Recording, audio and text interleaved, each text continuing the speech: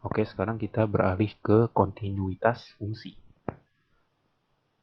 Secara sederhana, suatu fungsi dikatakan kontinu di suatu bilangan, katakanlah C, itu ketika limit X mendekati Fx mendekati C, Fx itu sama dengan Fc.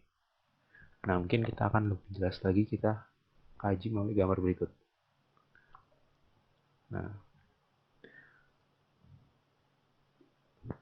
di sini kita bisa lihat bahwa ini fungsi kontinu di C, itu limit X mendekati C-nya itu Fx itu ada dan sama dengan suatu fungsi dengan input nilai C atau katakanlah Fc. Nah, perbedaan atau maksud dari ini apa, kita bisa lihat melalui gambar berikut. Di sini bukan merupakan contoh fungsi yang kontinu.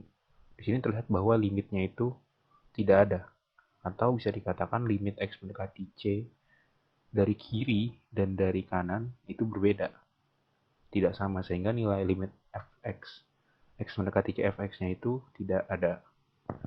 Selanjutnya, di sini kita bisa lihat bahwa limit X mendekati C dari kanan dan dari kiri itu ada di suatu nilai, katakanlah L di sini. Namun L-nya itu tidak sama dengan Fc. Tidak sama dengan Fc. Nilai dari limitnya itu tidak sama dengan Fc. Sehingga ini tidak bisa dikatakan fungsi yang kontinu di C.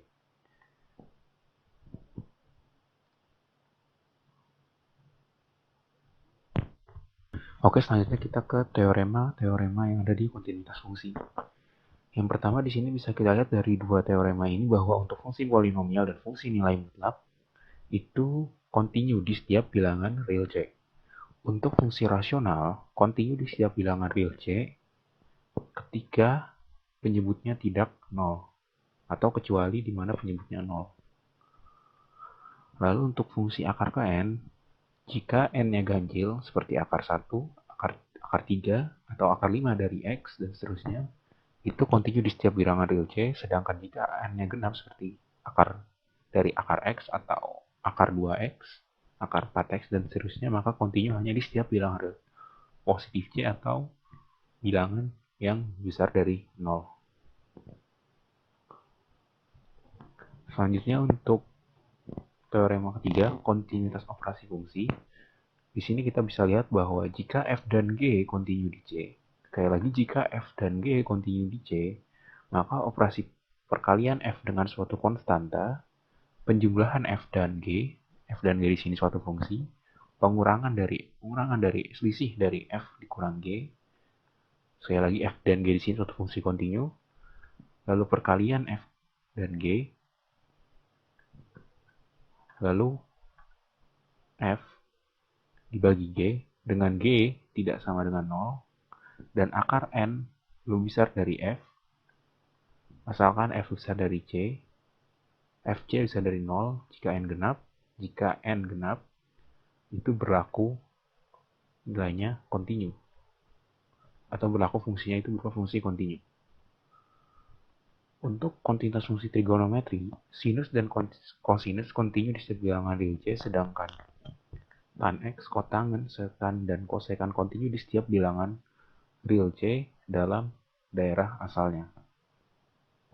Ya, untuk teorema limit komposit, di sini menyatakan bahwa jika limit x mendekati cgx sama dengan L dan jika f kontinu di L, maka limit x mendekati cf dengan input gx sama dengan f, limit x mendekati cgx sama dengan fl, khususnya jika g kontinu di f di c dan f kontinu di c, maka fungsi komposit fg kontinu di c.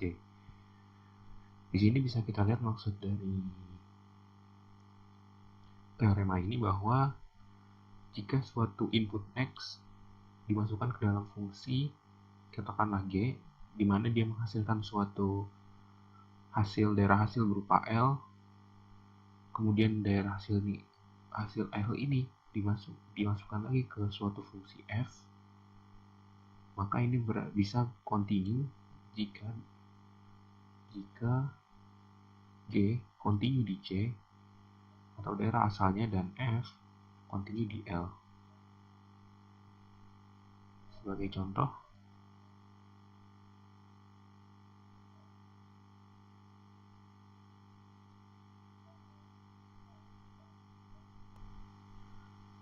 apakah fungsi hx sama dengan mutlak x kuadrat min 3x plus 6 merupakan fungsi yang kontinu?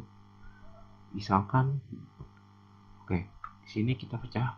Pertama kita pecah fungsi ini menjadi dua fungsi, di mana fx-nya itu berupa mutlak x dan gx-nya itu berupa x kuadrat min 3x plus 6.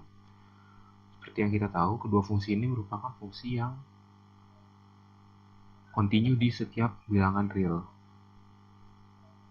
Maka, karena hx ini merupakan fungsi komposisi di mana f diinput oleh fungsi gx atau dalam hal ini mutlak x diinput dengan x kuadrat min 3x plus 6, maka berdasarkan teorema limit komposit, hx itu kontinu di setiap bilangan real, atau dengan kata lain, dia kontinu di setiap daerah asalnya, yaitu daerah asal awalnya yang berupa x kuadrat min 3x plus 6.